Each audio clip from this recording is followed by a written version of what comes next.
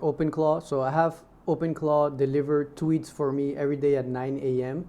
So he posts for me, he promotes my channel, etc. Now I just finished working on a YouTube video and I'm gonna tell him to promote this on Twitter rather than me having to do it. So for example, I'm just gonna copy the link to my video and then I'm gonna go into OpenClaw and here I'm gonna put something like, can you create a tweet and post it about the video we just created?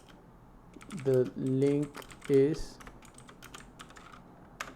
and he should automatically be able to go to Twitter, post the video, create a description for it, and promote it for me basically. So let's see, once he's done, I'm gonna go into my Twitter and check it out. So he's saying this is gonna be the title of the tweet.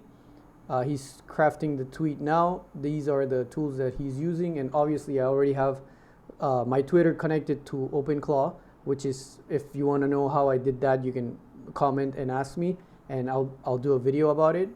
So here it is. This is the tweet live, and now let's go into the actual Twitter and see if he posted it or not. So let's go to x.com. Let me go into my profile,